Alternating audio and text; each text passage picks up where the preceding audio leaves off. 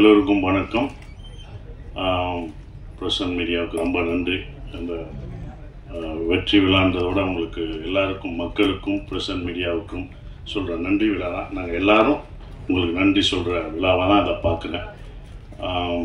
ரொம்ப சந்தோஷம். இந்த படம் பார்த்துட்டு வந்து முதல்ல நீங்கள் எல்லோரும் சொன்னீங்க, என்னோடய பத்திரிகை நண்பர்கள்லாம் சொன்னாங்க, உங்கள் சம்பளத்தை ஏற்றிடுவீங்களா அப்படின்லாம் கேட்டாங்க. ஃபஸ்ட்டு கண்டிப்பாக முதல் கண்டிஷன் சம்பளம் ஏறாது, அதே சம்பளம் தான், அதை உறுதியளிக்கிறேன்.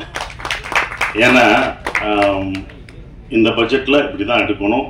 சம்பளம் ஒவ்வொருத்தங்க சம்பளம் ஏற்றும் போது அடுத்த இது பண்ணும்போது அந்த பட்ஜெட் ரொம்ப ஜாஸ்தியாகும். இதை விட உங்களுக்கு தெரியும் மார்க்கெட்டில் ரொம்ப கம்மியாகும் அப்படின்ற ஒரு விஷயங்கள்லாம் தெரியும். சம்பளத்தை ஏற்றலை. இன்னும் ரொம்ப சந்தோஷம் என்னென்னா,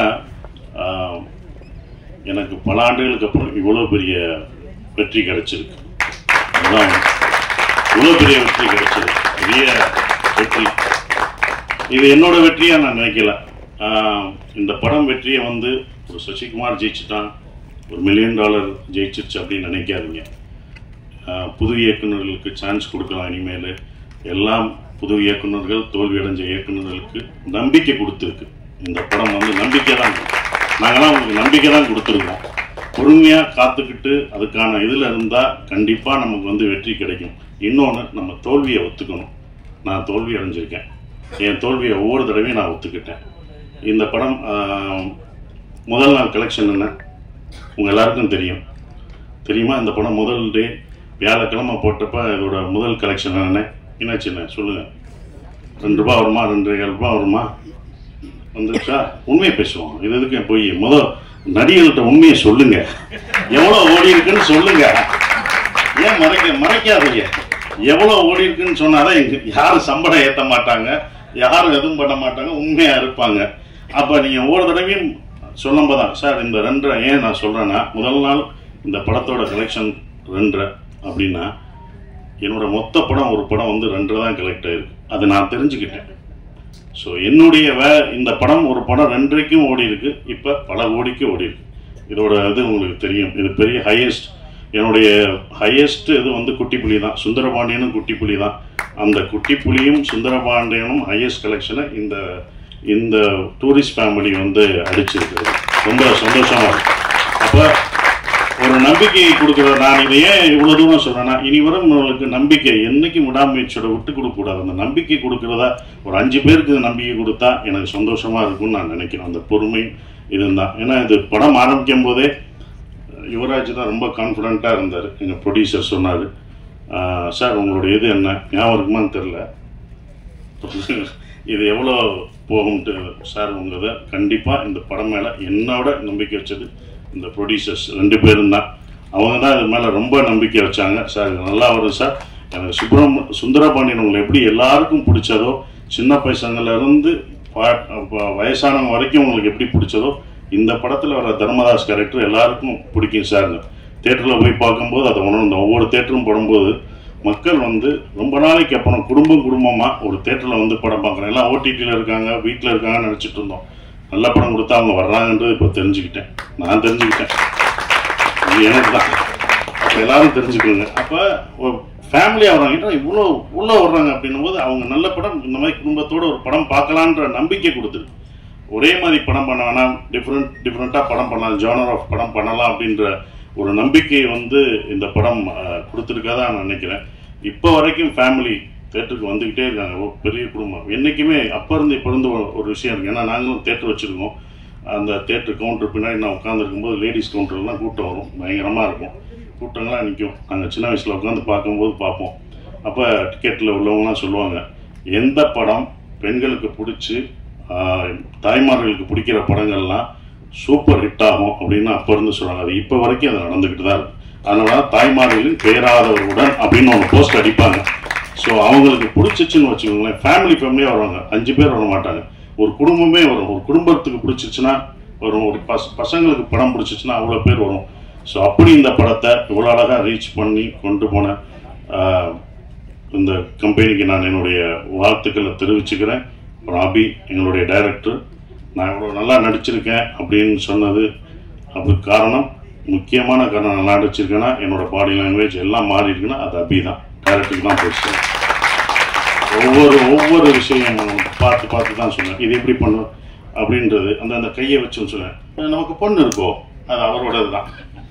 இன்னொரு தடவை பொண்ணு நல்லா பண்ணி இன்னொரு தடவை நமக்கு பொண்ணு இருக்கோ அப்படின்னு இப்போ எல்லாம் நம்ம சொல்லும்போது அது அபியோட ஸ்டைல தான் நான் பிடிச்சேன். ஸோ அபி, தேங்க்யூ. இப்படி ஒரு நல்ல படத்தை எனக்கு கொடுத்ததுக்கு நான் நன்றி சொல்லணும். நீங்கள் எனக்கு நன்றி சொல்லிட்டீங்க, நான் உனக்கு நன்றி சொல்லணும். ஏன்னா ஒரு ஸ்கிரிப்ட் எழுதுறதுக்கு வயசு முக்கியம் இல்லை, அதை நிரூபிச்சுட்ட. நீ எல்லாருக்கும் ரோல் மாடலாக இருக்க. இனி உன்னுடைய அடுத்த படம் தான் ரொம்ப கஷ்டமானதாக இருக்கும். ஏன்னா முதல் படம் சுப்பிரமணியம் முடிச்சு 2வது படம் என்ன பண்ணணும்னு நமக்கு தெரியாது. அந்த அனுபவத்தை சொன்னேன் கேர்ஃபுல்லாக. அதையும் முதல் படமாக நினைனேன். முதல் படத்தில் என்ன எதிர்பார்த்தவங்களோ அதை கொடுத்துரு. நம்ம புதுசாக போகணும், அது பண்ண முடியாது. ஸோ உன்னுடைய அடுத்த படம் உனக்கு இதை விட ஒரு பெரிய நடிகர் உனக்கு வரலாம், இன்னும் பெரிய நடிகர்கள் உனக்கு வருவாங்க, பெரிய ப்ரொடக்ஷன் வரும், பெரிய காசு வரும். ஆனால் கரெக்டான படத்தை மட்டும் எடுத்துரு. அதுதான் ஒன்று. கரெக்டான படத்தை மட்டும் எடுத்துரு. ஏன்னா இன்னும் உன் எல்லா கண்ணும் உண்மையில தான் வாட்ச் பண்ணுவாங்க. அடுத்து உனக்கு ரொம்ப இதுக்கு பொறுமையாக நல்ல ஸ்கிரிப்ட் பண்ணி ஜெயிச்சிரு. உன் அடுத்த வெற்றிக்காக நாங்கள் இன்னும் மாவளோடு காத்துக்கிட்டு இருக்கோம். அது நீங்கள் ஜெயிக்கணும் அப்படின்ற ஒரு விஷயம். சிம்ரன் மேடம் ரொம்ப சந்தோஷம். உங்கள் படங்கள்லாம் அவ்வளோ ரசித்து பார்த்தோம். சிம்ரன் வல்லையான்னு அடுத்த நான் வெற்றி விழாவில் கூட்டு வரேன்னு சொன்னேன். அதே படம் வெற்றியும் அடைஞ்சது. உங்களை கூட்டு வந்துட்டேன், ரொம்ப சந்தோஷம். நீங்களாக தான் வந்துட்டீங்க. கூட்டு வந்துட்டேன்னா கூட்டு வர போனாங்க, நீங்களாக வந்துட்டீங்க, அவங்களுக்கு சந்தோஷம். ஏன்னா அப்போ அது ரொம்ப சந்தோஷம் மேடம். அவங்களோட ஒர்க் பண்ணது எனக்கு ரொம்ப சந்தோஷமான ஒரு தருணமாக இருந்தது. நம்ம இப்போ வந்தது பெண்ணா வானவில் தானான்னு பூமியிலே பூ பறிக்கும் தேவதான் தேட்டரில் பார்த்துருப்போம். துல்லாதமனம் துள்ளில் அவங்களை அப்படி வச்சு பார்த்துருப்போம். அவங்க நம்ம செட்டுக்கு வர்றதே எங்களுக்கு எப்படி இருக்குன்னு பார்த்துக்கோங்க, அந்த மாதிரி தான். ஸோ அவ்வளோ அந்த சீனியாரிட்டி அதெல்லாம் எதுவுமே கிடையாது. அவங்க அவ்வளோ அழகாக பர்ஃபார்மன்ஸ், அவங்க அவ்வளோ பர்ஃபார்மன்ஸ் படம் பார்த்துருக்கோம். வாலியாக இருக்கட்டும் சரி, பஞ்சதந்திரமாக இருக்கட்டும், அவ்வளோ பர்ஃபார்மரான ஒருத்தங்க. அவங்கள நாங்கள் நல்லா பார்த்துக்கணுன்ற ஒரு இதுதான் இருந்தது. அவங்க மரியாதை, அவங்களோட உழைப்புக்கு நம்மளுடைய தமிழ்நாட்டில் நம்ம தமிழை கற்றுக்கிட்டு அவங்க தமிழ்நாட்டில் அப்படி இவ்வளோ படங்கள் பண்ணியிருக்காங்க. அவங்களுக்கு நம்ம எவ்வளோ ரெஸ்பெக்ட் கொடுக்கணும் அப்படின்றதான் எனக்கு செட்டுக்குள்ளே ரொம்ப இருந்தது. அது எல்லாருமே நாங்கள் கொடுத்துருக்கோம். உங்களுக்கு அவ்வளோ மரியாதையாக கொடுத்து உங்களை ஒரு ராணி போல பார்த்துருக்கோன்ற நம்பிக்கை எங்களுக்கு இருக்குது. அது உண்மையானதை நீங்கள் தான் சொல்லணும். Thank you madam. அதுதான் அப்படி. ஆனால் அவங்கள அவ்வளோ பார்த்துக்கிட்டோம் நாங்கள் எல்லாருமே, யூனிட் எல்லாமே பார்த்துக்கிட்டது எல்லாமே. Thank you madam. உங்களோட ஒர்க் பண்ணதுக்கு எனக்கு ரொம்ப சந்தோஷம். சூப்பர் ஸ்டார் கமலேஷ், நான் அப்பயே சொன்னேன், லிட்டில் சூப்பர் ஸ்டார். அவர் ரொம்ப சின்ன பையன், லிட்டில் சூப்பர் ஸ்டார் மாதிரி அழகாக சின்ன பையனாக இருந்தாலும் நான் அப்பயே சொன்னேன், அவன் காமெடியில் இந்த படத்தில் ஃபுல் காமெடியை அவன் பண்ணுவான் அப்படின்னு சொன்னேன். ஸோ அந்த என்டர்டெயின்மெண்ட் எங்கே போனாலும் கமலேஷை கேட்டுட்ருக்காங்க. இந்த மாதிரி படம் அவனுக்கு இன்னொன்று கிடைக்குமான்னு தெரில. சூப்பராக பண்ணிட்டீங்க. அப்புறம் யோகலட்சுமி, சௌந்தர்யா, அவங்கெல்லாம் நடித்தது ரொம்ப சந்தோஷம்.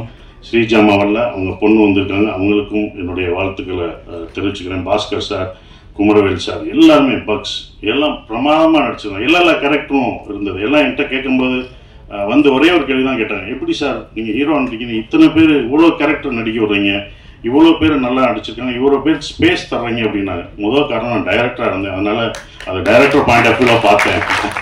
நான் ஒரு நடிகராக இருந்தால் கொடுத்துருப்பேனான்னு தெரில. 2வது பாயிண்ட்டு, இந்த கதையில் தர்மதாஸ் அம்மாவாக இருந்தான். அந்த அம்மா தான் எல்லாருக்கும் சோறு ஊட்டி விடுற மாதிரி, இந்தா நீ சாப்பிடுன்னு எல்லாருக்கும் கொடுத்துட்டு கடைசி நான் சாப்பிட்டுக்கிட்டேன். அதனால தான் எனக்கு அவங்க சாப்பிட்டது போக எனக்கு அது கடைசி எனக்கு பேர் கிடைச்சது. அது இவங்கெல்லாம் அதெல்லாம் தூண் மாதிரி பிடிச்சி நின்னாங்க. ஸோ அவங்க எல்லாருக்கும் நன்றியை தெரிவிச்சுக்கிறேன்.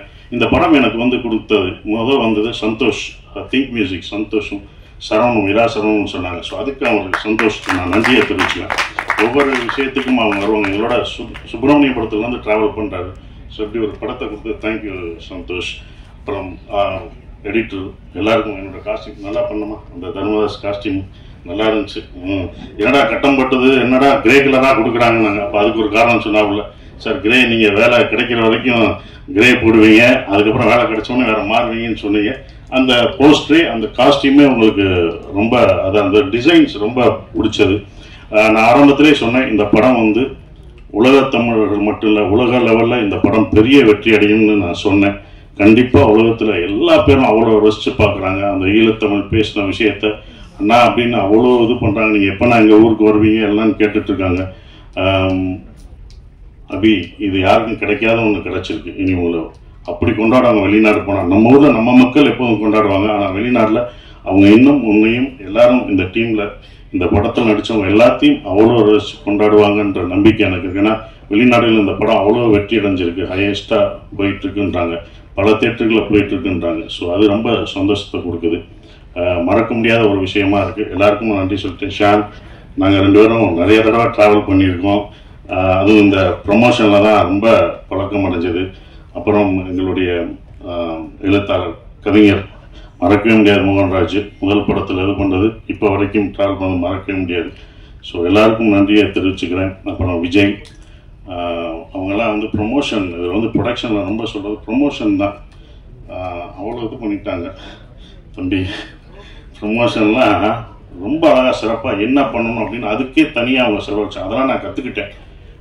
ஒரு படத்தை வந்து எடுக்கிறது பெருசு இல்லை, அதை கொண்டு போய் மக்கள்கிட்ட சேர்க்கிறது தான் ரொம்ப முக்கியமான விஷயம். அதை அவ்வளோ அழகாக சேர்த்தாங்க. விஜயும் வெங்கட்டும் அதுக்கு முக்கிய ஒரு விஷயமா இருந்து அதை கொண்டு போனாங்க. ஹரிஷன் இருக்கார், அவர் வந்து எல்லாத்தையும் எங்களை சேர்க்கறது ரொம்ப கஷ்டம். இவங்கெல்லாம் டேட் வாங்கி இவங்கெல்லாம் ஒன்று இணைச்சு அந்த ஒரு நாள் கொண்டு வர்றது ரொம்ப சந்தோஷமாக இருந்தது. அதுக்கு நன்றியை தெரிவிச்சுக்கிறேன். குறிப்பாக மறுபடியும் நம்ம யுவராஜுக்கு சொல்கிற ஒரே ஒரு விஷயம், ரொம்ப நன்றி. ஏன் சொல்கிறேன்னா, இந்த பட்ஜெட்டாக இது இந்த படம் எடுக்கல, அவங்க 2 படம் எடுத்திருக்காங்க. 2 படத்தோட இந்த படத்தோட பட்ஜெட் ஜாஸ்தி தான். நானே சொல்லுவேன், வேணாம் இவ்வளோ புகாதீங்க அப்படின்னு நான் சொல்லுவேன். அவங்களோட சண்டைலாம் போட்டுங்க, வேணாம் என்னை வச்சு மினிமம் பட்ஜெட்டில் எடுங்க, இவ்வளோ போகாதீங்க அப்படின்வேன். அது அவருக்கும் சொல்லியிருக்காங்க, இவரை வச்சு ஏன் எடுக்கிறீங்க, இது போகுமா என்னன்னு பார்த்துக்கோன்னு அவருக்கும் சொல்லியிருக்காங்க. அவர் ஏன் மேலே நம்பிக்கை வச்சுருந்தாரு. அதோட இல்லை சார் நான் நம்பிக்கிறேன் சார். நானே சொல்லுவேன், ராமேஸ்வரம் போகும்போதும் நான் சொல்லுவேன், பட்ஜெட் ஏறிடுச்சு நம்மளோட நான் சண்டை போடுவேன், இதோட 25ஆம் தேதி ஏன் போடுறீங்க, கிறிஸ்துமஸ் ஹாலிடேஸ் எல்லாம் டபுளாக இருக்கும், வெளில வேணாம் சார் பரவாயில்ல சார் அப்படின்னு சொன்னாங்க. இந்த படத்து மேலே அவங்க அவ்வளோ நம்பிக்கை வச்சுருந்தாங்க. அந்த நம்பிக்கை வீண் போகலை. இந்த வெற்றி எங்களோட வெற்றி இல்லை, இது தமிழ் சினிமாவின் வெற்றியாக தான் நான் கருதுகிறேன். குடும்ப படங்கள் நிறையா வரும்ன்ற நம்பிக்கை எனக்கு இருக்குது. ஸோ இன்னும் மாறும், நிறையா படங்கள், நிறையா ஜேர்னல் படம் வரும்னு நினைக்கிறேன். உங்கள் எல்லாருக்கும் என் நன்றியை தெரிவிச்சு அப்படியே நன்றி. தேங்க்யூ.